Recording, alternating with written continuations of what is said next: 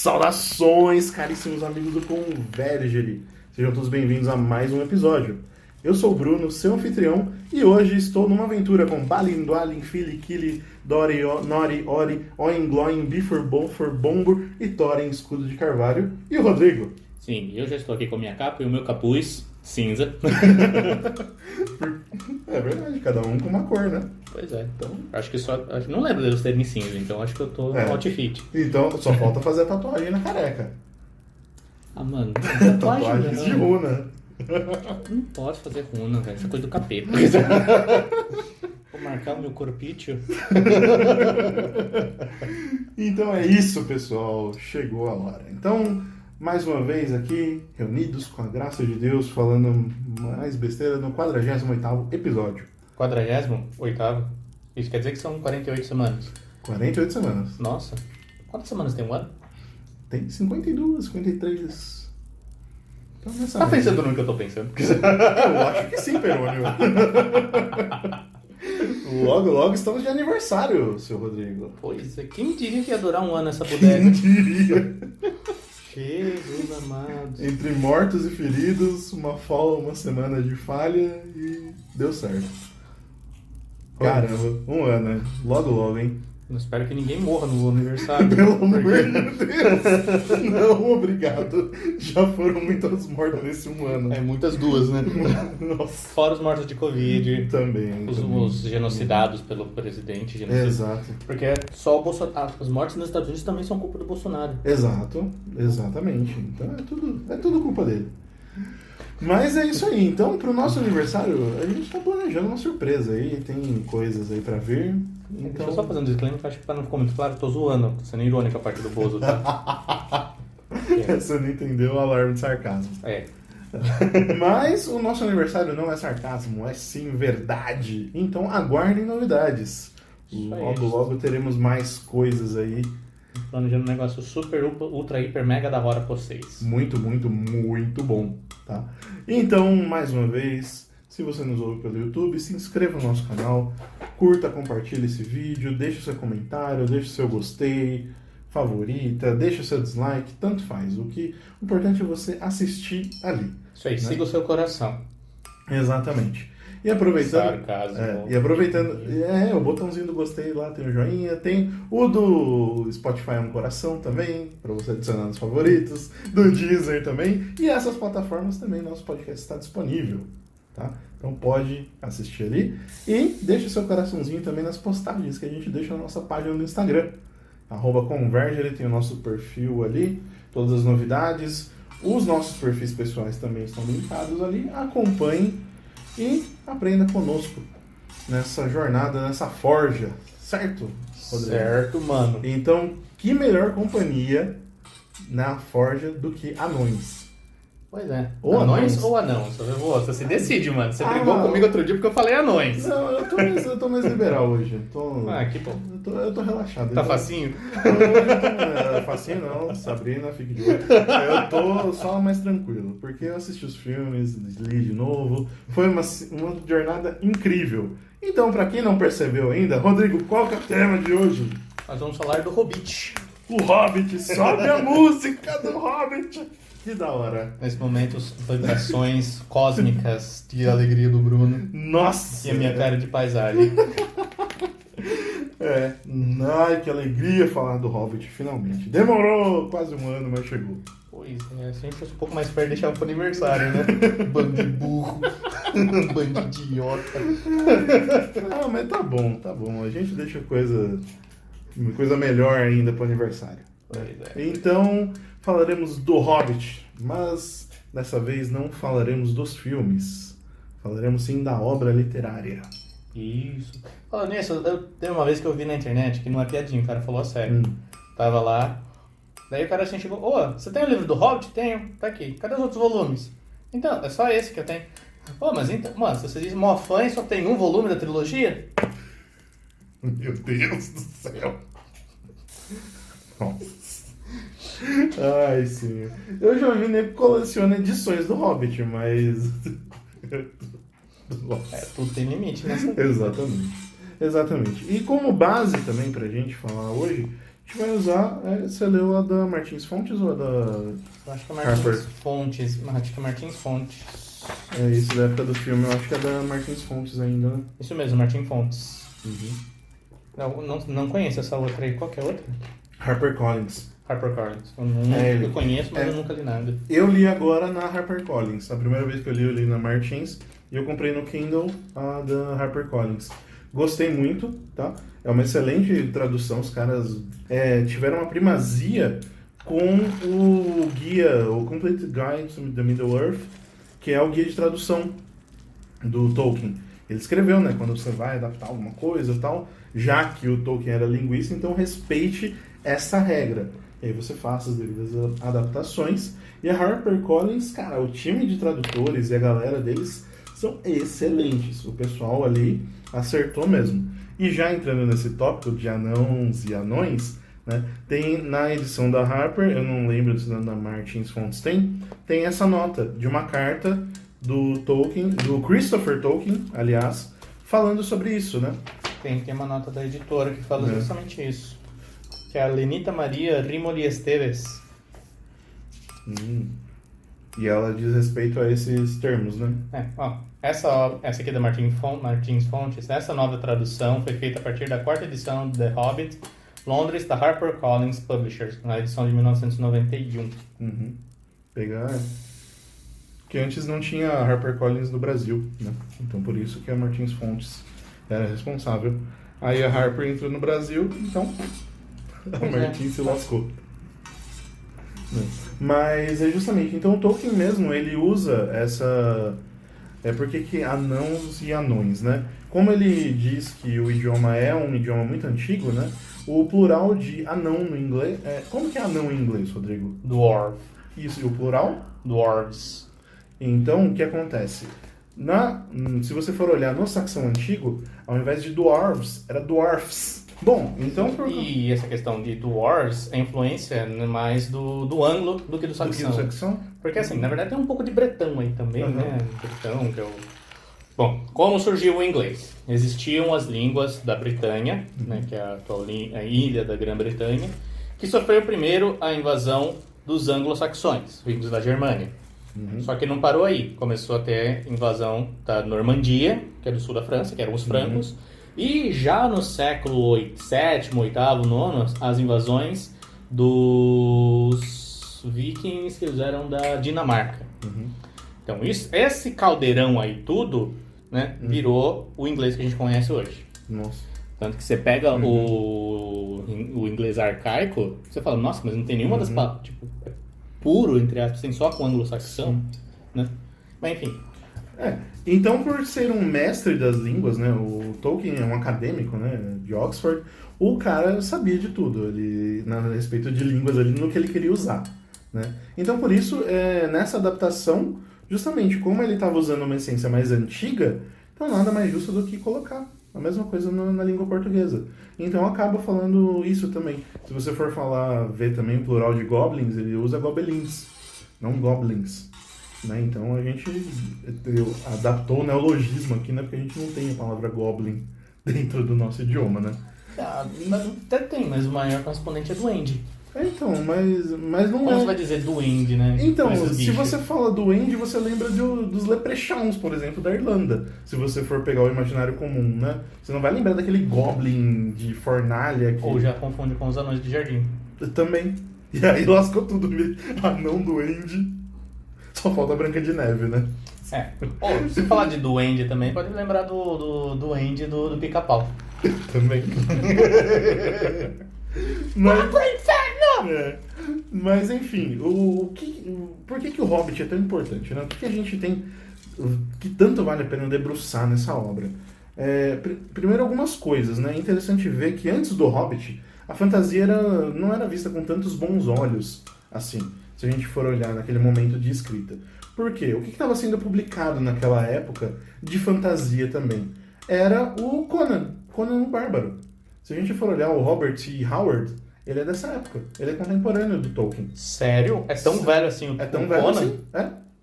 Meu Deus! E ele publicava em revistas pulp. Então Que era, revista pulp. era uma revista mais obscura, assim, não era, tipo, muito famosa, né? Não era texto de jornal. Né? O Chesterton, por exemplo, que é um pouquinho mais antigo, ele publicava os contos dele, tudo no jornal. Sim, por isso Que que era eram folhetins, que deu Sim. origem à novela. Exato, os pulp, justamente que daí o Pulp Fiction, né, no livro, o filme do Tarantino. Agora faz sentido. Então, é justamente isso, essas revistas pulp eram mais obscuras, é tipo o lado B ali. É por isso que você me pergunta, nossa, mas por que é a ficção da polpa? É a polpa de qual livro? É. De qual fruta? É a polpa da bunda? Anyway. E então o que acontece? Ele. Imagina, tava tudo esse negócio, então a galera não lia, não era algo que era muito consumido. Tirando, óbvio, as grandes obras, a mitologia grega, mitologia romana, tinha esse aí, nunca saiu de moda, né? Mas essas novas fantasias eram mais difíceis. Só que aí o que acontece? Chega um cara que é um Master Blaster top professor de Oxford, acadêmico ali, e ele lança um livro de fantasia, a coisa muda de figura. Poxa, temos um cara ali que entende, temos um acadêmico, um cara é bom, um cara é estudado, e ele está lançando o livro dele. Detalhe, ele lança o Hobbit em 21 de setembro de 37, é publicado. Antes disso, de 33 a 36, ele estudou o Beowulf, a lenda do Beowulf. E aí ele entrega um tratado. Ele deposita lá em Oxford um tratado, Beowulf, as lendas e a crítica. Então era um cara que entendia disso. E se você acha que o Tolkien é totalmente original, meu amigo, nada se cria, tudo se aperfeiçoa, se copia. Pois é, tá lá em Eclesiastes 3, né? Não existe nada novo sob o sol. Exatamente. Então, o Tolkien ele não criou todas essas coisas do nada. A grande influência dele foi a mitologia nórdica. Nós podemos olhar ali vários elementos, né? Então, olhar elfos, anões, trolls, orcs, tudo isso faz alusão a essa mitologia nórdica. E do Tolkien, principalmente, a mitologia islandesa. Tá? O foco dele foi a Islândia ali, que ele deitou ali e rolou. Ele amou realmente tudo aquilo que ele conheceu. Desde a grafia até as lendas, né? E se a gente for olhar, tem um texto antigo da Islândia que tem lá, literalmente o nome dele em islandês é A Lista dos Anões. E aí tem lá, Bifur, Bofur, Boing, Doing, Balin, Dwalin. Foi dali que a gente tirou? Olha só. Purim. Nossa. Uma cópia assim descarada, sabe? Só que é domínio público, né? Então ele utilizou. Por isso que a gente vê tantas obras utilizando esses termos, né? Exceto o termo Hobbit. Hobbit é marca registrada, né? Mas foi ele que inventou esse nome. Então, tudo que tem a ver com Hobbit tá debaixo do guarda-chuva do Tolkien. Uhum. Foi ele que inventou o nome. Sim, o nome Hobbit, sim. Mas o conceito, então se a gente for ver em outros lugares, por exemplo, no RPG, chama de Halfling. Halfling. Mas Halfling é usado no filme também? Sim. Porque é um sinônimo de pequeno. É um sinônimo, exato. De onde vem? De half, pequeno. Tipo, é meia gente. Meio metro. Exato. Pintor de rodapé. Jockey de cavalo marinho, né? Jockey de cavalo marinho. Mas, enfim. Então, tudo isso circunda essa criação do Tolkien também. É interessante ver que houve o período da guerra ali também durante a concepção dessa obra. Então é algo que o Tolkien ele fica sentindo. Isso causa um impacto, né, na construção da obra. Então é importante a gente saber também do seguinte. Quando o Tolkien construiu e escreveu o Hobbit, ele teve uma grande pausa ali. Isso a gente percebe muito bem na leitura. Tá? Spoilers do livro, spoilers do filme, spoiler de tudo, porque aqui a gente não liga pra spoiler, tá? Então, o Tolkien, quando ele mata o dragão, mata o Smaug, ele trava. Ele para ali por mais ou menos uns 6, 7 meses. E depois, por quê? Porque ele teve não só um bloqueio criativo, mas a vida dele exigiu um pouco mais dele. Então, o negócio apertou, preciso criar meus filhos e tal, então não dava pra escrever. Exato. Teve a pausa da guerra também, né? Que precisou lutar na Segunda Guerra ali, precisou ir pro front. Então... na Segunda Guerra. Mas se foi lançado em não, na 37, Primeira Guerra, perdão. Mas toda a concepção, tudo isso foi antes. Então ele vê tudo isso acontecendo, essas coisas vão ali pegando feio na vida dele, e ele vai construindo essa história. Então pausa ali. Tanto que, se a gente for olhar nessa construção literária, né, o que acontece? O dragão morreu, beleza, acabou. Se a gente for olhar no livro. Porque tá lá a preocupação, a gente precisa chegar na montanha, não sei o que, tal, enfrentar o dragão morre, e aí? Não tem um desenrolar. O dragão morreu, beleza, tá, vamos construir a montanha, vamos reformar aqui, tal, não sei o que, constrói a porta pra ninguém entrar, vamos proteger, tal, o povo do lado que se lasque, o Bard que matou também se dane. Então é nós aqui, doença do dragão, tal, meu ouro, e acabou. Você acabou de repente, toda aquela aura de medo do dragão ali, o dragão morreu, beleza, acabou. Eu não vejo assim como tão broxante essa questão. Não, porque, olha, se o dragão era o maior medo, que era o que estava causando o negócio, e assim, falando do livro, esquecendo o filme, na hora que ele vai pra destruir a cidade, é porque ele não achou os anões. Então ele morreu lá, e os anões e o próprio Hobbit nem sabia que ele estava morto. Começaram a pensar bem depois, porque, acho que aconteceu alguma coisa, agora vamos tocar a vida. Porque, querendo ou não, é o que acontece, né? Tipo, se era um obstáculo que ele foi destruído, o que se esperava? Tocar a vida? É a mesma coisa que levou os Homens do Lago a subir. Opa, acabou. A lenda era verdade. Se a lenda do dragão era verdade, imagina a dos tesouros. Partiu, negada. Mas se você for olhar ali nessa construção, você vê que falta meio um elo de ligação, é muito redundante, mas ok. Falta algo ali para ligar um pouco, conectar essas duas coisas. Então você vê que teve uma pausa grande também.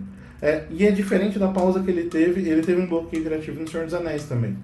Quando a Companhia do Anel chega nas portas de Moria, ele parou, ele travou. Ficou quase um ano também parado sem escrever. Até decidir o que ia acontecer. Ele colocou isso no livro também, né? Porque aquela demora. Que vamos e convenhamos, sair da festa do Bilbo é um trabalho. O prêmio vem todo depois. Nossa, mano, a parte que eu gosto, você detesta tudo, velho. Que negócio é esse, cara? Mas, enfim. Só um bombadinho não dá, desculpa. Tá bom, cara. Mas, então, dado todo esse contexto, né, é interessante ver que o Tolkien, ele escreve com um primor ali, ele criava línguas e idiomas e grafias desde muito novo, né? A gente comentou na live que o Tolkien com 11 anos de idade já falava 4, 5 idiomas. Então, por ele dominar 5 idiomas e ser algo que ele era um apaixonado, né? Lembra, não tinha internet, gente, não tinha coisa, então era a paixão do cara. Os tipos, as línguas, os idiomas, então era algo que ele era fanático nisso. Então ele criava tal, e através do Hobbit ele construiu uma história para usar esses idiomas, né? Foi esse pano de fundo. E a construção do Hobbit, ela pelo menos eu não sei, não posso generalizar, mas para minha geração, a galera que teve mais proximidade com RPG, então é uma construção muito nítida, assim, porque é realmente uma aventura. Ele é uma aventura do começo ao fim, ele não é tão descritivo quanto no Senhor dos Anéis, ele não vai abordando aqui no topo das colinas, lá no verde, um grená que lembrava tal coisa, e o perfume e o cheiro, tal, para falar que no topo da montanha batia o sol, né, que era verde. Mas ele é mais direto, e isso acaba dando uma agilidade na história, que às vezes você fala, nossa, é muito rápido. É tanta coisa que acontece em 300 páginas ali, que você fala, meu Deus, como assim? Foi tudo isso. E isso para relatar o quê? 13 meses. 13 meses ali que essa companhia do Thorin ali, ela vai vivendo essa aventura, né? Então essa construção, assim, poxa, eu enfrento os Trolls e depois eu acho o tesouro dos Trolls. E aí, poxa, nesse meio eu acho alguma coisa, vou investigar melhor, no meio do caminho os perigos vão acontecendo e tal, vou conquistando coisa, vou subindo de level, né? Porque começa a galera, começa os anãos, o Hobbit e um mago ali, né? Tirando o Gandalf, que é ali, né, level alto, o resto é tudo level baixo. Por que você não fala nível? Ah, RPG, cara. Eu jogo também em inglês. Então, Tá, mas você tá falando costume. em português. Tá bom. é costume, é Bom. costume. Então não deixa falar Então, nós pra sempre. nível, é nível. É a mesma coisa de falar Rivendell e Valfenda. Eu sempre vou falar Rivendell. Eu gosto de Valfenda, eu gosto que simboliza, mas é costume. E aí, você vai ver no final, o Bilbo tá matando o orc ali como se fosse um baita de um guerreiro. Os anãos ali estão batendo todo mundo. No filme, no terceiro filme, o Bilbo tá matando o orc com pedrada. Meu Deus! É um negócio ali que você vê essa escalada da aventura. E ao mesmo tempo também, o que acontece? Tem lá na Batalha dos Cinco Exércitos, o Dain Ironfoot chega, né? Ele chega e tal e começa a perder. E o que acontece? Quando entram os 13 anãos ali na batalha, o negócio muda, é a virada deles, né? Porque são level alto, anão de nível alto. Os caras que manjam ali já cresceram. E outra, é o rei no meio. Tem aquela aura, né? Dá um grito de ânimo que a galera vai junto. E aí eles começam a reagir, mas se for contar, são 3 anãos. Só faltam 2 Brancas de Neve, né? Bom, então esse tipo de aventura, esse tipo de narrativa é algo muito simples, muito rápido de ler. E é gostoso. E você comentou, né, Rodrigo, da questão de escrita americana, né? Você estava lendo essa de Queiroz e aí foi pro... Eu me senti em casa, né? Porque a maior parte da literatura que eu já li na vida foi de anglo-saxões, né? Uhum. Raramente li coisa brasileira ou, sei lá, francesa, italiana. Uhum. É um ritmo diferente, uma jogada diferente. E justamente ele tem essa pegada diferente porque ele estava contando uma história para os filhos dele também. Era algo que ele já contava essas lendas, esse pano de fundo e tal, tudo desde pequenos. Então foi algo que, por exemplo, o Christopher Tolkien, ele devotou a vida dele para continuar a obra do pai. Então compilar o texto, publicar e tal, porque tinha muita coisa solta. E outra, o moleque foi criado no meio disso. Então o finado Christopher Tolkien, ele devotou a vida para organizar isso. Se não fosse o Christopher, a gente não teria o Silmarillion e nada em diante. Porque era tudo muito espaçado. O Tolkien pai, né, quando ele escrevia, era muita coisa e às vezes se confundia e tal. Então era bom esse trabalho do filho ali também, ajudando, né? Então, algo que deu continuidade à obra. É mais ou menos o que a gente, colocando em prática, aquilo que a gente falou do filme A Vida em Si. Né? Então, a minha história continua na sua. Uhum. Então, a história do J.R.R. Tolkien continua no Christopher. E justamente ele catando esses pedaços ali, juntando. Né? E, poxa, agora a gente vai ver mais dessas coisas na série da Amazon também, que vai sair logo logo. Tenho medo disso, mas tudo bem. A gente vê o que faz. É a segunda era, vamos ver ali o que vai dar. Né? Tem bastante coisa escrito, mas nada muito explicativo. Então, diante desse contexto todo, desse monte de coisa, o Tolkien ele vai escrevendo e publica essa obra. E essa obra é um sucesso. É um sucesso ali, até com um público não muito esperado, porque veio a época dos hippies, e aí, pô, a árvore falando, o bicho falando, meu Deus do céu. Vocês só acharam que Tolkien fumava um? Exato, né? E ele fumava o Old Toby, né? O Old Toby. A erva dos hobbits, né? O melhor da quadra leste. Né? Então, essa obra, ela já veio cercada de todo esse contexto, né? Tudo isso vem ali trazendo, e o Hobbit primeiro é um sucesso nos Estados Unidos por uma edição pirata. Ah, é? Que tinha editora. Pegaram o livro lá, uma editora qualquer publicou pirata, foi um sucesso, e aí o que aconteceu? Ele teve que reescrever para conseguir publicar de novo. Falar, isso aí que publicaram é diferente. Então, publicaram de novo aí e fez um sucesso. Nossa. Também o que acontece? Depois ele reescreveu de novo, né? Que aí vem a tal quarta edição, porque ele não previa as alterações que o Senhor dos Anéis ia trazer para ele. Ele não escreveu o Hobbit pensando numa continuidade. né? Ele queria escrever o quê? Os mistérios antigos, falar do Silmarillion, falar de Beren e Lúthien, falar daquelas coisas, Segunda Era, falar disso, né? E ele queria falar disso, né? Então, quando viram esse sucesso do Hobbit, o editor falou, quero mais livro de Hobbit. Faça, escreva mais. Ele falou, eu tenho esses textos aqui e tal, que daria origem ao Silmarillion. Ele falou, não, queremos Hobbits. Hobbits são um sucesso, né? Então, por que o Hobbit é um sucesso, né? Se a gente entrando nisso, né? Se a gente for olhar para esses personagens, né? Essa grande mitologia tolkieniana, o que a gente vai se identificar, nós leitores, né?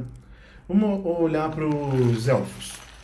Os elfos são seres com uma vida eterna, são uns pela-saco vegano, né? E são uns baita no nariz empinado. Então, se a gente for olhar ali, que povo mais ou menos ali da época do Tolkien que era assim? Os franceses. Exatamente. Então, não rolava essa identificação. E aí, olhemos para os anões, ou anãos, para os puristas. Que os anãos são o quê? São seres que têm uma vida longa, mas são o quê? São fanfarrões, beberrões ali. Eles gostam de se divertir, mas do jeito deles. E outra, se uma pessoa que não é um anão começa a encarar eles, vão ser carrancudos ali, falam uma língua estranha, difícil de falar. Quem que te lembra? Os escoceses? Alemães. Os alemães. Os alemães gostam de boa cerveja, tá lá também. Então, é um povo ali que, você vê, é diferente.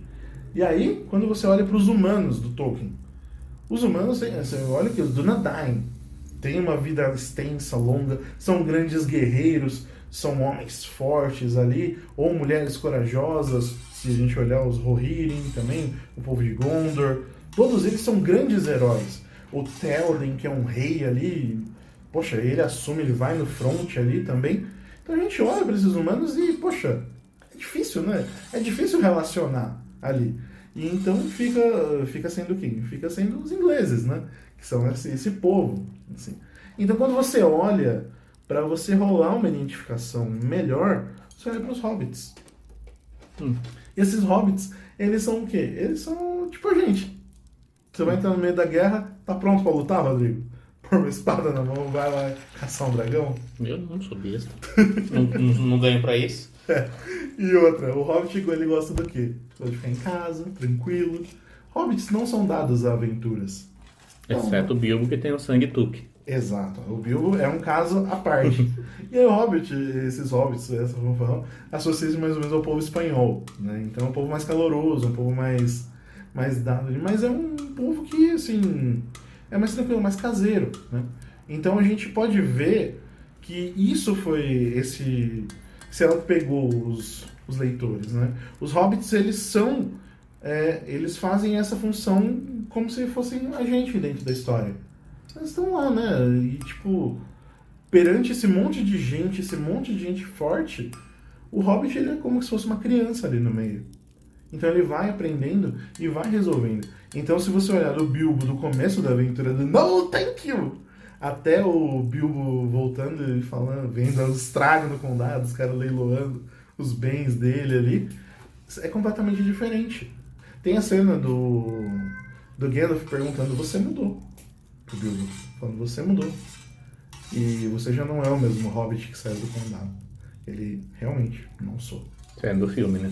Tem no filme, eu não lembro se tem não tem no livro. Não tem, né? E então eu vou confundir muito o que tem no filme e o que tem no livro, tá, gente? Então o Rodrigo tá aqui, ele me corrige. Porque nesse ponto eu sou o purista. Eu li as duas coisas juntas. Depois eu falo um pouquinho dessa leitura que eu fiz. E como você mencionou, né, o Bilbo, ele é especial. Porque os hobbits não são dados à aventura, os hobbits são caseiros. É gente que fica lá dentro do povo, dentro lá da vida simples deles. Então, o que o Bilbo tem diferente? Ele tem uma herança genética, ele tem algo ali que vem dele, né? Ele é neto do velho Tuque. O velho Tuque, ele se aventurou, ele... Era tão grande que podia cavalgar um cavalo normal. Exato, exatamente. E em relação de altura, os hobbits são os mais baixos, os anões ou anãos vem um pouquinho depois, depois os humanos e elfos, né? Sim, as descrições, se não me falha a memória, do do Tolkien no Senhor dos Anéis, os hobbits tinham 1,23m, acho que o mais alto tinha 1,29m. Se não me falha a memória, esse 1,29m era do Pippin ou do Merry. Já o velho Tuque tinha 60, 50 ali, né? Então, era o tamanho de um anão, né? Sim. Então ele já conseguia fazer tudo ali de boa. Mas o velho Tuque, ele se aventurou através do água, né? E eu digo o água porque é o rio que tem ali próximo do condado, né? E nesse rio viviam as fadas. E o que aconteceu? O velho Tuque ali se apaixonou por uma fada, não sei o que, beleza, nasceu a bela dona Tuque. Uma mistura dessas duas raças, né? Os elfos, dos hobbits e as fadas. E aí, essa herança genética, as fadas são dadas a aventuras, né? Se a gente for olhar nos outros livros que citam fadas, né? Por exemplo, o Rei Arthur, né? Tem a Dama do Lago ali, né? Então isso já mostra que elas têm mais, elas saem um pouco mais. O Hobbit é aquele bicho fechado dentro de casa, não, eu gosto aqui e tal, tranquilo, tô na minha vila, ali. Você sabe que fadas, elas estão mais relacionadas à mitologia irlandesa. Sim, sim. Isso é um chamado povo bom. Uhum. Os povos da deusa Danu. Uhum. Eu não lembro da relação com a mitologia nórdica. Assumo que falta isso, mas eu não lembro se tem as fadas lá também. Tem. Mas elas, pelo que os relatos os mais antigos do Tolkien, quando vão falar das fadas, falam que elas são mais sapecas, assim. Então uma correlação com as ninfas da mitologia grega. Também, exatamente. Safadinhas. Né? Então isso gera no Bilbo um negócio que ele nem sabe de onde vem, né? Porque tá lá de boa, né? Eu fico imaginando essa cena acontecendo com você, Rodrigo. Tá de boa em casa, de boa. Aí começa, chega ô Rodrigo, beleza? Então, vem pra reunião. Entra um. E vai começando a comer. Mas aí que eu te falo uma coisa. Pra começo de conversa, eu não ficaria preocupado igual viu. Nossa, mas será que eu tô agradando? Basta daqui, tio. Some daqui. Oxe, que negócio é esse? Chega sem ser convidado, eu acho. Até os meus amigos, o expulso. Imagina que eu não gosto, quem conhece. E então, veja a diferença. Ele aceita já isso. Por mais desconfortável que esteja, ele tem a hospitalidade britânica, né? Porque ele já pensa, nossa, mas o que eu vou ter para fazer servir? E ele estava sempre pronto para visitas, desde que marcassem hora. Exatamente, desde que pelo menos eles conhecessem também. Porque chegam os desconhecidos ali. E isso a gente vê no final do filme. Eu não lembro do último capítulo do livro, mas no final do filme ele fala, né? Ele tá com o Balin e o Gandalf tomando chá. Mas ele se despedindo quando ele sai de Erebor, né? Depois de ter acordado ali, depois de tudo já ter sido resolvido, ele se despede dos anãos ali e fala, olha, sempre que estiverem passando próximos do condado, podem vir, o chá é às 4, tá? Podem vir, não precisa nem bater na porta. Vocês serão sempre muito bem-vindos. Essa parte no filme ficou bem feita. Aí, deixa eu me corrigir. Tem a parte sim de que você está algo errado com você, não é o Hobbit que era. Tem no livro sim. Tem. Fazer minha... Errata. Eu ia falar disclaimer. Eu não quero que me chame de vagabundo. Então, essa forma com que tudo vai acontecendo ali, então vão chegando os anãos ali e tal, e o Bilbo todo preocupado, né? Então, isso já demonstra que ele tem alguma coisa diferente, né? Um outro Hobbit, que, por exemplo, que fosse viver aquilo, já seria completamente diferente. Talvez os herdeiros do Sam agiriam de outra forma. Sim. Né? Manteriam ali, mas duvido que acordariam cedo, né? Pra acordariam às 10h40 para chegar às 11 horas em ponto ali, para saírem juntos, né? Ou, esqueci meu lenço, esqueci meu bastão, esqueci meu chapéu. Então, não iriam, né? Mas esse sangue de fada, no filme é muito bem reforçado isso, né? A grande diferença, só citando aqui, do livro para o filme, é que quando o livro foi feito, era tudo da cabeça do Tolkien. Hoje tem tudo isso escrito. Então o Peter Jackson, quando ele fez o filme, ele colocou coisas de outras obras ali também. Então isso dá um conceito diferente, se você for ver. Você consegue analisar a coisa já como um contexto. Tem mais informação ali para você criar esse background, esse plano de fundo ali. Então, seria mais um documento da Terra-média ali, se a gente fosse ver. Então, o livro ele é bem característico. Até ele fala, isso sobre tal coisa, tal conto, a gente é tratado em outra obra, né? Então, quando vai tratar de alguma outra coisa. Mas é interessante ver essa construção e esse avanço, essa jornada do Bilbo. Se a gente for olhar os temperamentos ali também, é interessante ver. O Bilbo é um sanguinaço ali. Ele tá de boa ali na casa dele, ele gosta de ter a boa vida. Ele é bem relacionado ali e tal. Os bolseiros, eles são... Muito respeitados. Muito respeitados e gente de boa índole ali também. Então, sempre boas aparências e tal. Então, ele tá sempre bem visto e bem quisto ali, né? Dentro do condado. Então, ele tá sempre se dando bem com todo mundo. A forma dele lidar com os anãos também já é todo... e aí eu uso também, para associar as duas coisas, a interpretação do Martin Freeman no filme. Sensacional. Muito bom, muito boa a interpretação dele. Eu gosto muito dessa... Ele pegou o espírito do Bilbo ali. Então, o Bilbo, ele demonstrando isso, ele é um perfeito sanguíneo. E aí, se você for ver a forma que as coisas vão agindo e ele interagindo, né? O Thorin, ele chega todo carrancudo, ele é uma pessoa, uma pose respeitável ali, e ele é um líder, mas é o herdeiro do trono. Eu não gosto do Thorin no filme. Sério? Não gosto nem um pouco. Por quê? Porque quando você olha o livro, tipo, não sinto que pegou bem o espírito ali. Uhum. Porque, ok, o Thorin, ele é o rei, beleza? Ele é respeitado pela sua realeza e por causa da sua honra. No filme ele é metido, ele é snob. Exatamente. Não é tão... E outra, não tem todo esse desenvolvimento da relação dele com o Bilbo. Sim. Porque os dois se tornam grandes amigos ali. E a influência que o Bilbo exerce no Thorin, né? Por mais, no começo ele chega como essa figura imponente, né? Ele fala e os anãos ficam em silêncio, né? Todo mundo limpando a bagunça, menos ele, que era importante demais. Exato. E em todos os momentos, né? Organizando as coisas ali. O Thorin, ele realmente é essa figura imponente e uma figura rancorosa, né? Ele guarda esse rancor porque o avô e o pai, que eram o pai dele seria rei por muito mais tempo se não tivesse sido morto, né? Sim, e aqui tá outra diferença entre filme e livro que eu acho que é, sei lá, ok, eu entendo a liberdade do Peter Jackson e tudo e tal, tá? Mas, a forma como ele colocou o rancor do Thorin, ele ficou não só melancólico, ele ficou, sei lá, amargurado, e você não vê isso no livro. Tipo, isso faz você odiar o personagem. Exato.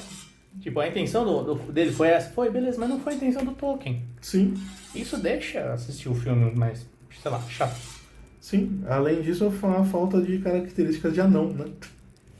Todos os anões são barbudão, narigudo e tal, não sei o quê. Aí você olha pro Thorin lá do filme, o Richard Armitage, então é um cara baixo, né? É um cara baixo, aberto. O nariz do Radagast parece um nariz de anão no filme. Você olha pro Thorin, Fili e Kili... Também são os primos, são mais bonitinhos. Mas é que o Kili... Primo não, sobrinhos. Eles são sobrinhos do Thorin. Mas o Kili, ele é o galãzinho, ele tem a historinha de amor ali, né? Faz sentido isso aí. Por quê? Bom, enfim, o ponto não era falar do filme, mas... Não, a gente tá falando do Hobbit, vamos falar do filme. Né? Você tá com tudo misturado aí, eu tô fazendo o juiz aqui, dividindo as coisas. É uma salada, mas a gente... Quando que isso aqui não é uma salada? É difícil. Mas, e aí você olha pro Thorin, o Thorin do livro ele é muito mais bem desenvolvido, né? E ele é colocado num lugar de rei ali que ele não... Que foi difícil, ele foi, lógico, ele era o herdeiro, então ele foi preparado para isso. Mas é diferente, eles perderam o reino, né? E o pai, o avô, ele teve que fazer trabalhos, teve que se virar ali para conduzir o povo. Tanto que quem foi leal a ele e respondeu o chamado? 12. 12 foram ali e chamaram. Se você se lembrar bem, ele chama o Dain, ele pede ajuda pro Dain. Dain ou Den? Dain. D-A-I-N. Dain. Não, eu sei como escreve, estou na pronúncia. Porque em inglês eles chamam de Den no filme. Den. E pra mim eu leria Den sem problema nenhum. Bom, eu chamo de Dain Ironfoot. É que eu não imagino, ó, E agora, coisa de linguiça. O Dying. Pra ser Dying, teria que estar escrito com I. Den, mas beleza. Bom. Eles que se deem. Então, e ele chamou ele falou, não dá, tem que cuidar do povo Não aqui. Dying. Não Dying. E onde que o Dying tá? O Dying, ele estava cuidando de Moria, né? À época. Porque Não era nas Colinas de Ferro? É verdade, Colinas de Ferro, perdão, confundi. Porque a guerra foi em Moria, né? Com os orcs ali.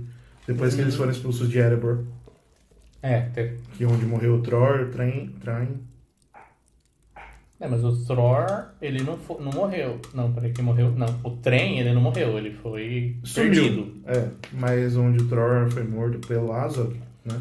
Que o Azog também, enfim, aquele orc lá do filme, ele tá nessa guerra, tem essa batalha, mas ele não vive tanto, ele morre nessa batalha também, né? Sim, ele não sai perseguindo os hobbits. Não sai. Os anões. Colocando gancho no lugar do braço lá. Não, mas existe a cena do escudo de carvalho também tem, né? Muito bom esse negócio do escudo de carvalho, né? O porquê que o Thorin ele recebe esse título, né? O Oaken Shield. Isso tem inglês? Tem. Ele tem esse título. Oaken Shield é uma lenda mais antiga do que o dele. Tem uma música, é celta essa lenda. Eu sei por causa que tem uma banda que chama Elven King, que significa rei élfico, que tem uma música chamada Oaken Shield. A story that came from so many miles and years ago. Mas enfim, não era do Thorin, mas Oaken Shield. E realmente, se você for ver, quando foram surgindo essas armas e ferramentas, né? Tudo começou da madeira, era o mais fácil de ser manipulado. Né? E essa situação ali, já numa era com aço, com as coisas forjadas, utilizar um escudo de madeira, ou a única coisa que restava ali era um toco de madeira para você se defender, e funcionou. Né? Então, é algo assim que é legal, dá um peso pro personagem. Né? Mas, quando a gente olha então nesse contexto ali, falta muito desenvolvimento pro Thorin no filme. Mas no livro ele é bem trabalhado, você vê essa relação ali e realmente dá para sentir esse apreço por essa figura. Ele é imponente, ele é o rei ali, e você vê isso, como que a doença do dragão afeta ele, também quando ele chega no ouro ali. Não é algo que no filme vai oscilando, né? No filme termina o primeiro filme, Bilbo, você é um amigo e tal, você vai nos dar um lar. No segundo filme que deixa esse ladrão. Ou e o ladrão, cadê onde está o gatuno? E aí, né? O burglar. E a única cena que eu gosto realmente de desenvolvimento do Thorin, é uma que tem no livro também. Que o Bilbo tá sentado lá, né? Já conseguiram entrar em Erebor, e aí ele tá com a mão no bolso e o Thorin vem. O que você tá escondendo aí? Isso no filme. Não tem no livro também? Puta merda, eu tô confundindo tudo. Tá. Então é a cena que eu gosto do filme. Ele chega, o que você tá escondendo aí? Porque a Arkenstone, não achavam a Arkenstone, né? E aí a Arkenstone, essa pedra Arken, ela era o sinal do rei, né? Então era o sinal do rei anão ali. O King, o rei sobre a montanha. Under the mountain. E aí ele vai falar, o que você tá escondendo aí? E o Bilbo mostra, é uma noz. Que ele, eu peguei isso lá na casa do Bjorn, né? E eu quero plantar ela quando a gente chegar no condado, porque quando eu olhar pra ela vai crescer e eu vou sempre me lembrar dessa aventura. Aí o Thorin dá um sorriso, né? Ele fica feliz, ele volta a olhar para as coisas simples. E ele tá encantado naquilo, né? Ele vai, então chamam ele falando que os humanos estão no portão, e aí ele fecha a cara e se tranca de novo nas riquezas, né? E isso é um tema muito grande do filme, é algo assim do livro, da obra em si. E essa é a grande temática que a gente pode cercear uma grande discussão. Porque o Tolkien, ele foi criado católico, então a escola dele de formação, se a gente for olhar o padre aqui do Coelho, ele aprendeu de Chesterton e do Cardeal Newman.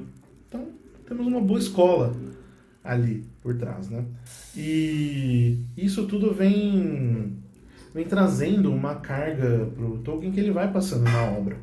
Então essas coisas simples, o Tolkien sabia passar isso de uma forma muito bela. E as coisas simples, elas vão transformando. A gente volta na frase da Galadriel, perguntando por que o pequeno? Que não tem esse conselho no livro. Não tem. Não tem, mas ela questiona o Gandalf ali, né? Quando o Gandalf... Tem muita coisa que acontece ali muito rapidamente, né? E no filme ele tem a liberdade criativa, então cria-se muito.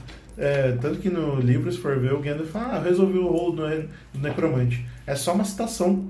Sim, e fala que... E aí isso é uma coisa que eu achei legal no terceiro filme, versão estendida, que ele diz, tipo, ele coloca umas coisas que ele falado lá na festa, lá no começo do Bilbo, ele coloca como uma parte da aventura que ele encontra o necromante. Sim.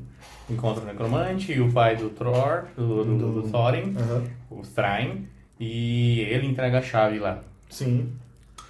Justamente. E aí o que acontece? Quando você olha para essas coisas, né, olhando a forma que foi construída ali, ela questiona pro Gandalf, né? Olha e fala, por que o pequeno, né? Então, tanta gente para chamar. Você pode chamar tanta gente. Pode chamar o Trandu. Chamar um elfo não vai dar certo, né? Mas, poxa, já tinha os Dúnedain. Tinham poucos ali, tinham poucos homens. Mas então chama um homem para ajudar os anãos, né? Mas por que o pequeno? E aí o Gandalf responde magnificamente, né? O Saruman, ele acredita que precisa de um grande poder para parar um grande poder. E já ele não, ele aprendeu, o Gandalf aprendeu que quando são as pequenas coisas no dia a dia que vão tornando as coisas grandes, que vai se podendo chegar a algo grande. E a figura do Bilbo me dá coragem. Poxa, cara, você vê um mago velho, usado ali, gasto, falando que a figura do quê? De um hobbit lhe dá coragem e inspira, porque ele é um pequeno, ele faz as coisas simples, ele vive de forma simples, apreciando aquilo. Então isso vai construindo. E a gente pode ter uma associação muito grande aqui com a vida na graça. Não adianta a gente sonhar com grandes milagres, com grandes coisas, se a gente não faz o pequeno, pouco. Então é aquilo que mais ou menos Santa Teresinha do Menino Jesus e São José Maria Escrivá vão falar. Essa pequena via, o ordinário. O ordinário sendo bem feito dia após dia. E isso que vai combater esse grande mal. Essas pequenas coisas, as pequenas orações, as pequenas mortificações, jejuns, esmolas, dia após dia. Sim, só não confunda essas coisas com pusilanimidade, meus caros amigos. É bonitinho, ou não chama a pequena via de Santa Teresinha de eu sou amor ao marmanjo. Toma no olho. Mas beleza, essa parte eu acho legal no filme, mas eu acho assim. Vamos lá, minha vez de falar agora. Fale. Eu detesto os 3 filmes porque o livro, pra mim, independente de qualquer adaptação, vai ser sempre melhor. Sim. Por quê? Porque dá liberdade para você imaginar. Eu te digo que eu imagino, ainda hoje, mesmo estando assistindo os filmes, eu imagino os anões de forma diferente, o Gandalf diferente e até o Bilbo diferente. Por quê? Porque assim, eu já tinha lido um bom tempo atrás e agora saiu, mas eu não peguei a referência do filme. Sim. Porque não gostei. Tipo, ok, eu gosto da Batalha dos 5 Exércitos, eu gosto do filme tal, mas se você me pedir para comparar, eu sempre vou preferir o livro. Claro. E assim, a leitura, ela é uma leitura fluida, porque realmente é um livro infanto-juvenil. Como você diz, é baseado nas histórias que ele escrevia para os filhos. Sim. Né? Então você consegue penetrar no negócio. Eu realmente, eu li esse livro muito rápido, acho que eu li em 2 ou 3 semanas, mesmo com a minha agenda apertada com a bexiga. E assim, a leitura fluiu bem. E assim, mesmo as partes que eu tenho alguma referência do filme, por exemplo, Beorn. Beorn. Beleza, eu comecei a pensar no Beorn como tinha no filme. Daí eu fui ver na descrição, eu criei um outro Beorn na minha cabeça. O livro, ele te dá essa liberdade. O filme te trava, o filme te prende. Tanto que é por isso que você é quase, Bruno, você não consegue dissociar. Você tá preso no filme. Malman. Eu acho que você tá preso no imaginário do filme. É que tem certos pontos que eu gostei do visual. Sim, gostou. O visual me pegou. E aí que tá. É exatamente o que eu acabei de falar. Então, não, mas eu também tenho esse referência. A minha referência, o que acontece? Eu peguei muito tarde. É aí que tá a nossa diferença. Você leu antes dos filmes. Sim. Eu li por causa dos filmes. Então a minha primeira referência foram os filmes. E aí na hora que eu fui adentrar nesse mundo, eu já tinha a referência. Então aí veio. E óbvio, na hora de ler tal, você vai construindo as cenas. Então certas coisas me foram uma base muito boa na hora de imaginar. Então a figura do Martin Freeman ali como Bilbo, eu construí ele ali, porque eu gostei da interpretação dele. Eu gostei dessa atuação dele. Tem óbvio, o livro, se fosse seguir a referência do livro, seria muito melhor. Mas eu vejo como um outro jeito de contar aquela história, né? Mas na hora de eu construir na minha cabeça, eu gosto de certas figuras. O Thorin, por exemplo, eu não uso a figura do Richard Armitage quando eu leio. Então, porque não é um anão. Bjorn também. Eu vi no filme hoje, eu falei, meu Deus, nossa, não dá. É outra coisa. É Beorn e Beowulf. Não é com som de I. Beorn. Tá, e aí, o que isso pode me travar de certa forma? Ok, mas me é um referencial e tem me ajudado. E eu gostei dessa maneira que eu li, como eu até contei pra você, né, que eu fui lendo e ainda incrementei, né, que eu fui utilizando as músicas na hora que tinha as músicas no livro, eu fui ouvindo elas ali pra adentrar bem nesse mundo. Usei a trilha sonora, que é fantástica, a trilha sonora do Howard Shore, desde O Senhor dos Anéis, fantástico compositor, fez a trilha sonora do House também, a música tema ali é dele. Então essas fazem adentrar melhor no mundo. E aí o que eu fiz? Eu chegava no final de um determinado capítulo, poxa, aqui termina o filme, assisti o filme. E aí eu terminei ali o Riddles in the Dark e tal, cheguei e falei, vamos assistir o filme. Assisti o filme e tal, beleza. Aí continuei, chegou até o Ataque do Dragão ali, beleza, assisti o segundo filme. Eu matei tudo, só que aí o segundo e terceiro filme eu deixei uma parte pra assistir hoje e assisti o terceiro hoje também. Então tem essa ligação. Por mais que os filmes não sejam tão bons, mas eles ajudam a compor esse cenário.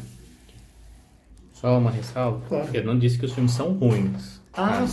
O que eu falei é, eu não gostei dos filmes, porque sempre que for uma adaptação de livro, eu sempre vou ser partidário do livro.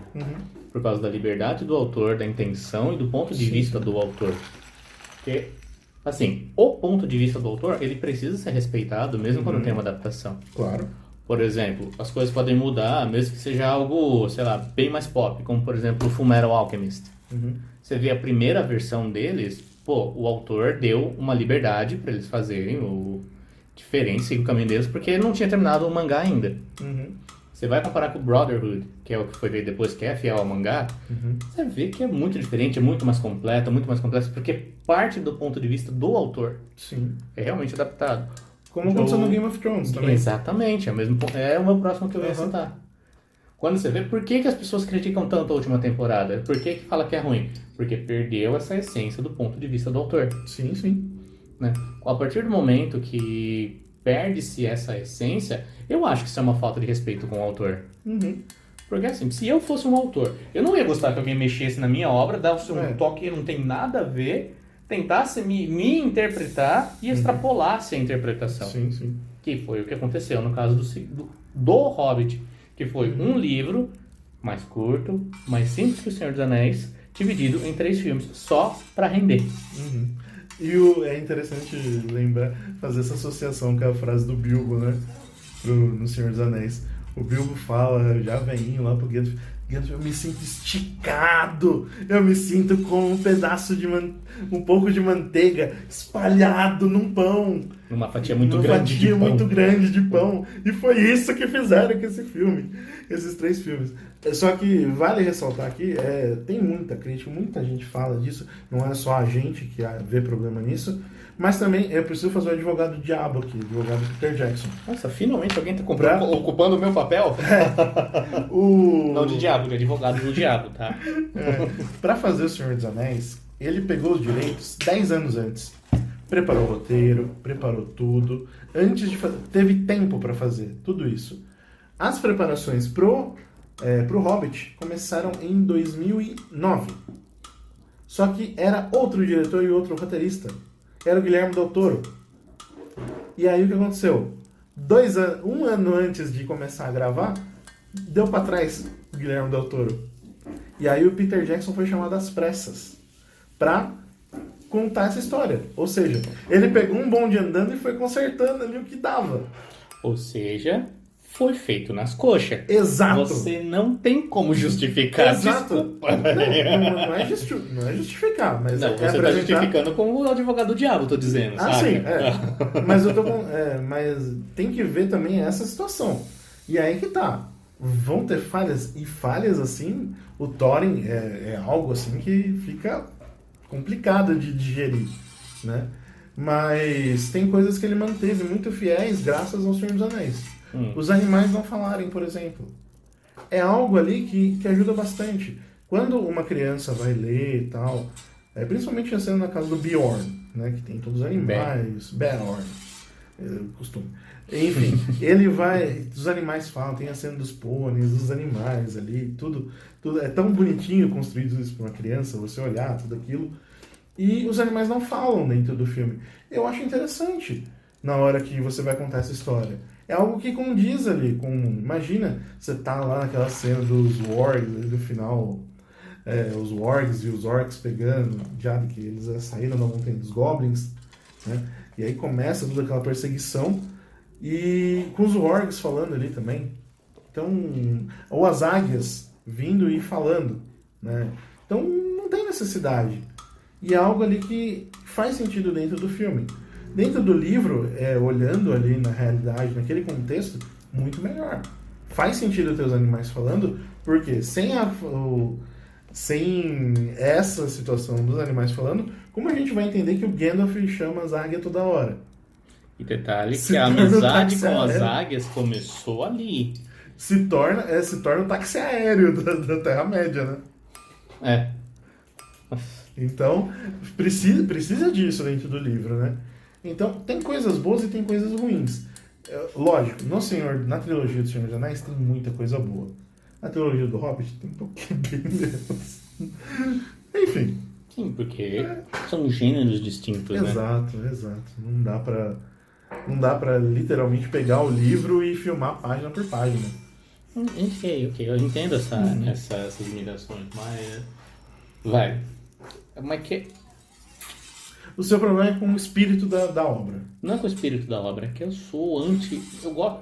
Por que eu não sou muito de filme? Porque eu não gosto de ficar vendo filme. Porque eu não gosto de ter as coisas mastigadas. Eu gosto de eu criar a imaginação. Uhum. Porque o certo é a gente ter nosso imaginário e usar o filme como suporte. Uhum. O problema é que desde a década de 60, por causa da TV, por que as pessoas emburrecem? Por causa do excesso de tela e falta de uso. Exato. Por que eu sempre já falei isso aqui, eu bato na tecla de novo. Por que o começo do século XX ele foi responsável por uma grande produção literária e que deu um boom nisso tudo? E foi, inclusive, o que deu a origem ao Tolkien. Era a época do rádio. Uhum. Você ouvia e você tinha de imaginar. Sim. E quando você fica preso em uma concepção já pronta de outra pessoa, É um jeito muito fácil, né, de arte você consumir. É muito passivo, né, que você sendo para assistir um filme, você está recebendo tudo mastigado, né? Eu sempre tive muita dificuldade para imaginar, por exemplo, roupas. Uhum. Claro que isso foi sempre coisa de todas as épocas, né? Se você pega iluminuras medievais, você vai ver Jesus Cristo com roupas da época, né? Uhum. Ou até mesmo, sei lá, da Renascença e tal. Não tinha muitos registros. Agora, eu achei muito legal quando eu achei no YouTube um canal chamado Crowd Eyes Production, que eles ensinam, tem a série Getting Dressed at... E mostra como era a roupa. E muitas vezes isso me fez entender o porquê que tem aquela foto da Santa Teresinha com a Celina, novinha, com saia curta. E eu entendi o porquê. Pelo mesmo motivo que os meninos tinham calça curta. Pra não sujar e pra não cair. E a saia comprida, assim como a calça comprida, era um sinal de maioridade. Exato. Assim como o cabelo. Cabelo preso, em coque alto, como ela colocou, para encontrar o bispo de Bayeux, foi justamente porque era reservado às moças mais velhas. As meninas ficavam com o cabelo solto. Sim. E como que eu descobri isso? Eu vi alguém me ensinando? Não, cheguei a essas conclusões vendo, lendo, imaginando. Sim. E usando o vídeo para complemento. Exato. E quer ver nos dias de hoje? Veja a família real britânica saindo. O príncipe George, né, o molequinho, quando ele sai em público, está sempre de bermuda. Porque ele é uma criança. E ele vai ser tratado como tal. E isso nas vestes. Se demonstra ali. O pai dele usa calças compridas, a mãe usa vestidos ou saia. E ele tá de bermuda. Justamente para ver, até hoje, vem dessa essa tradição e como a roupa fala, a veste fala ali, né? Então, assim, toda essa questão desse conflito entre o livro, a obra literária, a obra filmográfica, olhando assim, é interessante que... E outra, nada disso seria possível se não tivesse a obra literária. E esse o grande ponto que a gente está querendo abordar aqui. O filme, ele dá um suporte.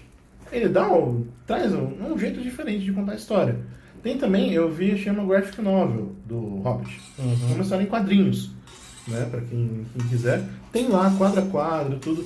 É um jeito também diferente, né? Porque você contar a cena num quadro ali dá um trabalho desgraçado também. Você montar tudo isso, quantos quadros vão ter por página, o que vai ter quadro a quadro. E isso mostra a inteligência dos autores. Porque assim, meus caros amigos, de novo eu vou insistir, é muito fácil. Sim, isso mostra a grandeza do intelecto do autor também. E a inteligência, porque assim, vejamos, que como é composta uma graphic novel? O que é uma graphic novel? O que, traduzindo literal, é um romance gráfico. Né? É um gibi grande. Gibi não é a tirinha da Turma da Mônica. Dá um trabalho, é mais elaborado, e quando você tem que colocar ali, exige um talento maior entre o desenhista e o roteirista para fazer a adaptação. Tanto que se você quer estudar, né, já que a minha área de expertise é o estudo, é ideal que você desenhe. Como assim desenhe? Sabe a história de fazer mapa mental? Sim, beleza, mas você criar desenho. Eu, até hoje, 2 semanas depois, eu tenho memorizado uma lista de supermercado que eu simplesmente fiz alguns desenhos e algumas associações. E eu fiz brincando. Então... ainda lembro também os princípios do artigo 1º da Constituição, porque eu desenhei. E isso é o importante. Se você pega um autor, pega a obra dele, mastiga e joga e deixa a pessoa assistir de qualquer jeito sem ter um preparo, ok, você não pode esperar que isso seja feito de modo, sei lá, sem consequências. Claro que eu não estou aqui sendo igual o professor Pierluigi, que é totalmente contra telas, né? Mas você tem que ter essa noção de que cada momento exige uma coisa. Sim. E a gente não pode também falar aqui que, enquanto defensores de um bom imaginário, que é por que a gente diz para ler livros de fantasia, ler bons livros de romance, é você usar a sua própria cabeça para isso. Não para criar, ter pensamento crítico. Não, é porque quem vê mais imagens, quem cria mais imagens, é mais inteligente. Né? Volto a citar o Crime do Padre Amaro. Qual foi a única referência que eu precisei ter, porque é um local que existe? Eu fui pesquisar a Rua da Misericórdia e o da Sé de Leiria. Sé de Leiria é a catedral. Beleza, depois que eu matei a curiosidade, eu não pesquisei mais folha, mais picture, imagem alguma. E o que me pegou ali? A minha imaginação, ela se focou na história do Eça de Queiroz. Seria bem diferente se eu pegasse, por exemplo, o filme, que tem um filme do livro, só que já é adaptado para nossa era. E é muito mais safadinho, então deixa muito mais pior o lado do Amaro. Mas enfim, Eu não sei, e desses jeitos de contar a história também, tem uma animação muito antiga. Acho que é dos anos 70 ali, do Hobbit, né? Tem um filme, né? Sim. É bem feinho. Eu, particularmente... Ali parece os anões do Chapolin. E realmente ali você olha, todos estão só difere a cor da capa, né? É tudo igual, o mesmo desenho. A cor da capa e o gorro, que ali realmente é um gorro, não é Sim. Mas eu não sei se você já ouviu, mas tem um audiodrama da BBC. Existe? Tem. Cara, que legal. Sensacional. E o ator que fez a voz do Hobbit, do Bilbo, é o ator que interpretou o Hobbit, que interpretou o Bilbo no Senhor dos Anéis. Calma, o Bilbo é um hobbit. É o Hobbit, né? É o nome, coincide com o nome da obra. Enfim, é o autor que interpretou ele no Senhor dos Anéis. Ele faleceu também já. Então é algo... E esse audiodrama ele respeita realmente ali, teste a teste, trecho a trecho. Então tem o narrador. Só a única coisa que muda é quando tem uma fala de algum dos personagens, é uma outra voz. Tipo a Bíblia narrada pelo Cid Moreira.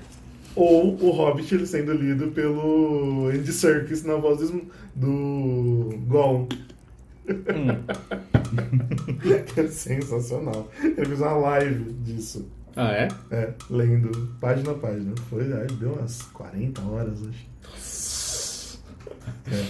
Mas muito, muito bom. Muito bom. E isso para arrecadar fundos e doar e tal. Então é algo bem bacana do Andy Serkis.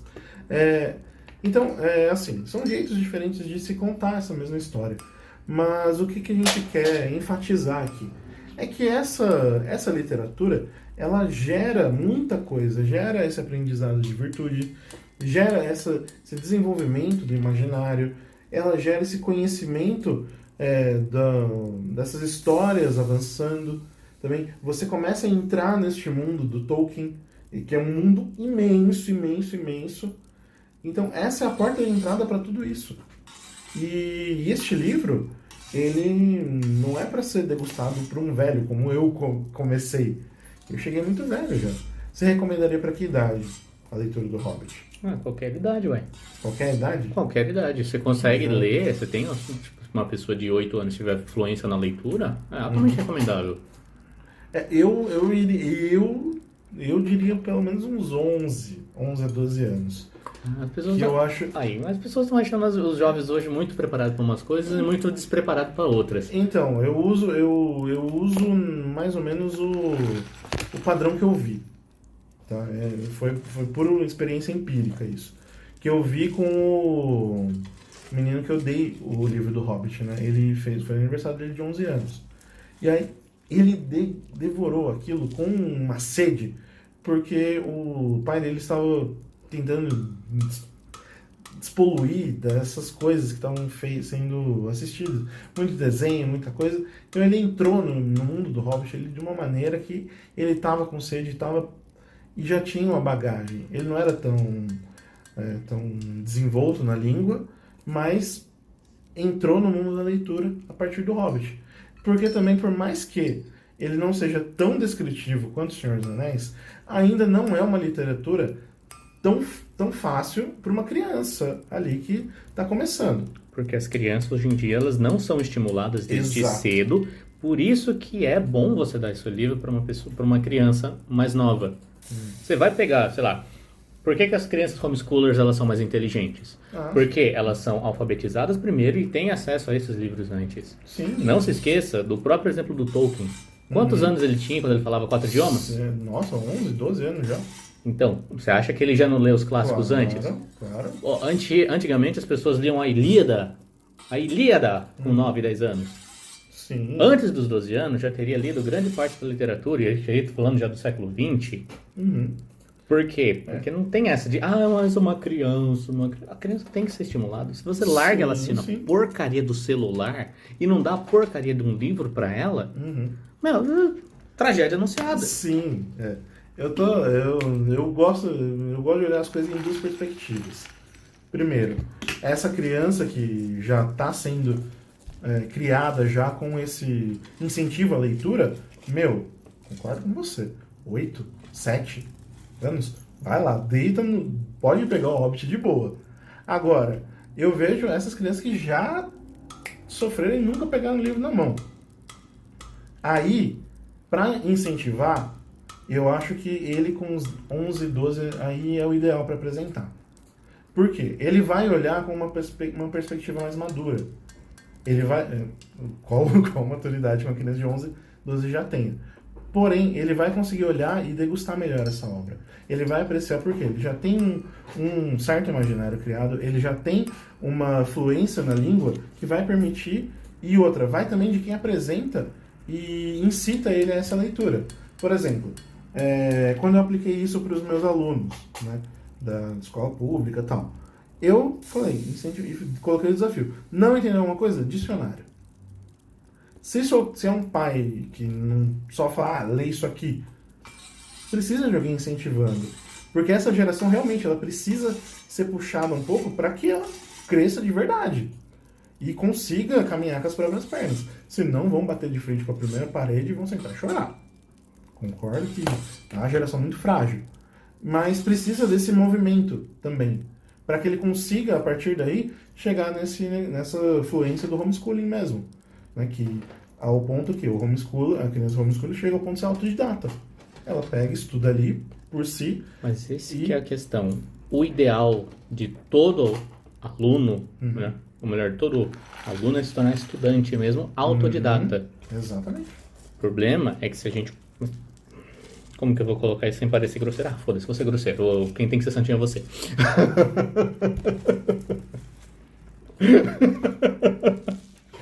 Tá. Ó, a gente tem essas situações, beleza? São os casos subjetivos. Mas falando objetivamente, o que é objetivamente? A regra geral, as normas gerais, da forma abstrata. Eu estou falando da forma abstrata. Na forma abstrata, o ideal é que todos sejam ensinados desde cedo a aprender.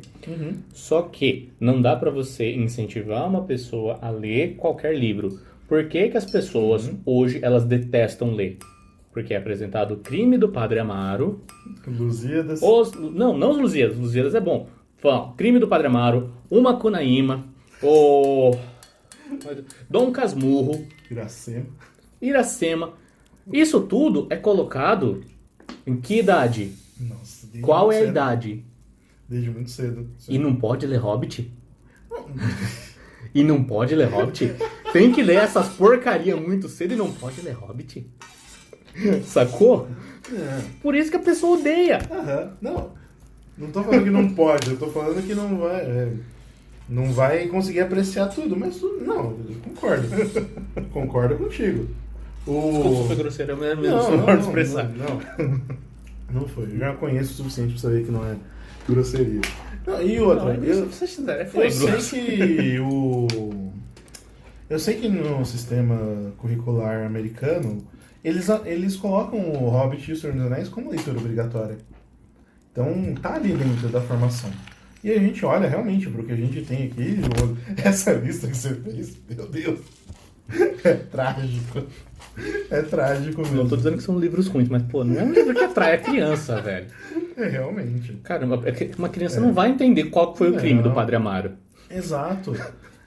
E mostrando essa aventura realmente é algo que cativa. Concordo contigo. Eu digo dessa questão de um pouquinho mais velho para tentar extrair o máximo dali que a capacidade da criança naquele momento possa tirar. Então, e foi algo que eu vi ali de uma situação específica.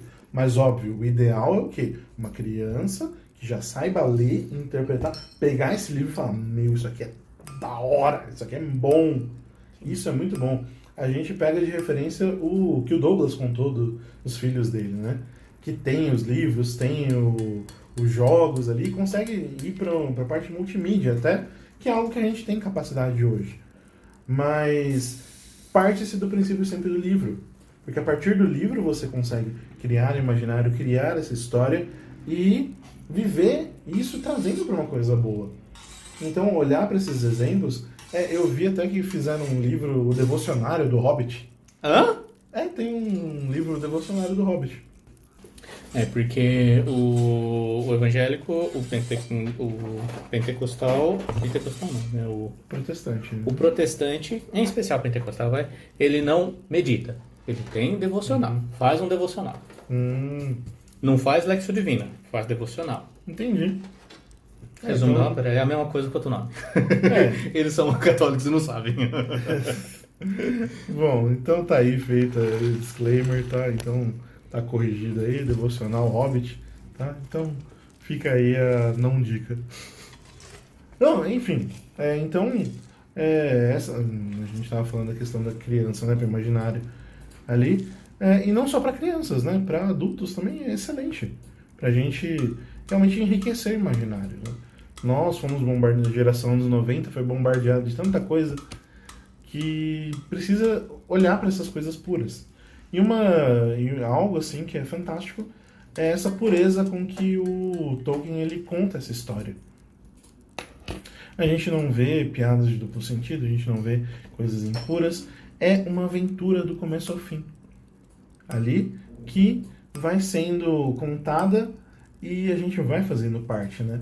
Uma das sensações que fica ao final é, poxa, eu perdi meus amigos, né? Você se apega tanto ali aos personagens porque são bem construídos, são bem firmados ali, você lembra assim deles. Lógico, né? Tem Bifur, Bofur, Bombur, tem às vezes uma, duas frases ali, né? Você lembra do Bombur porque ele é gordo. É um anão gordo ali e tal que... Então você marca uma característica de cada um ali. Você lembra do Glóin porque ele é o pai do Gimli. Também no Senhor dos Anéis ali, ele vai aparecer. Então, são coisas que vão firmando. E isso tudo vai mostrando também que a coisa continua.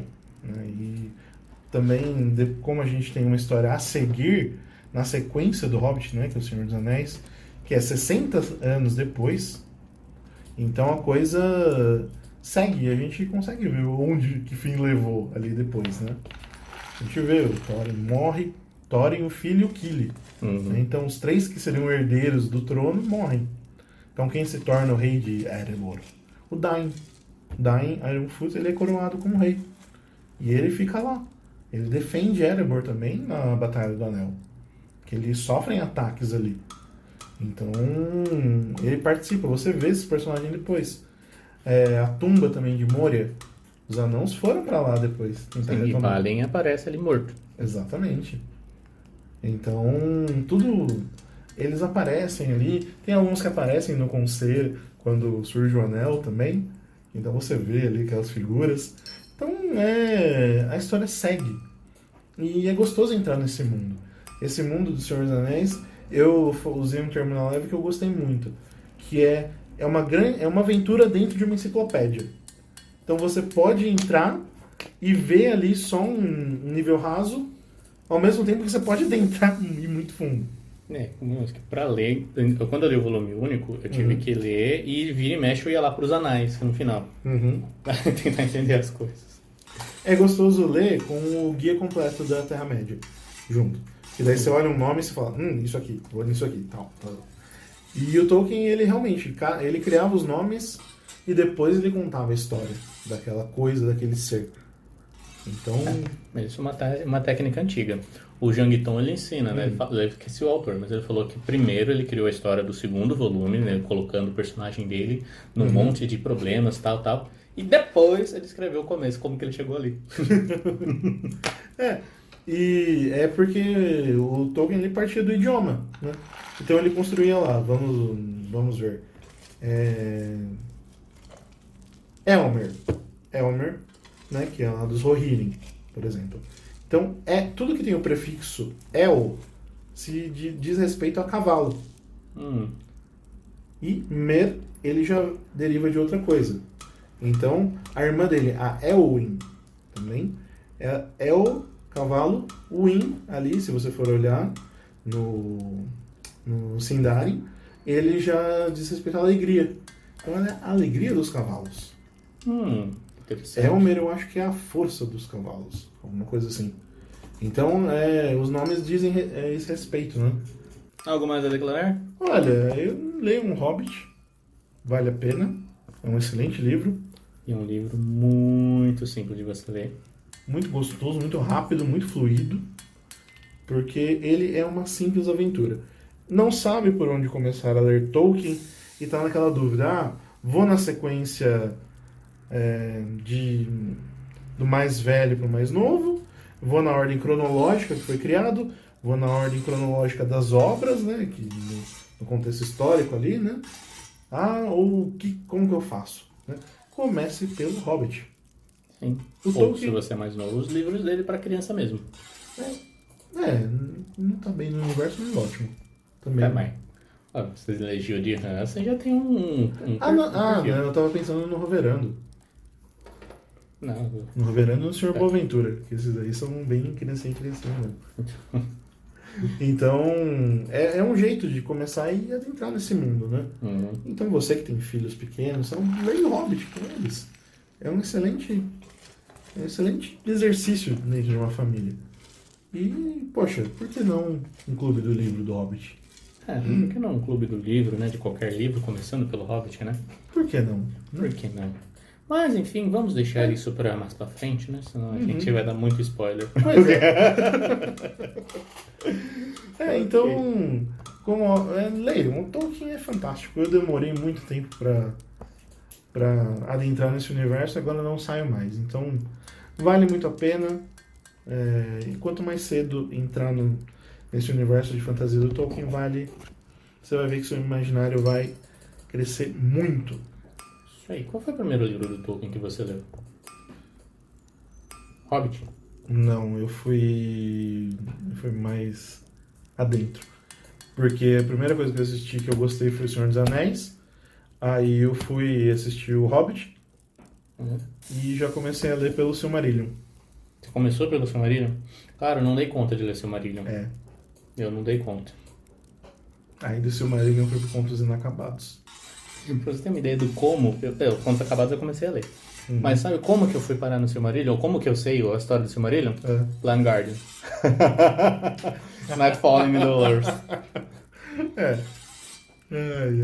Mas não adianta, eu falo, né, eu lamento muito de ter começado a ler pelo negócio errado, né? Que eu comecei Você começou pelo princípio. No princípio era Eru.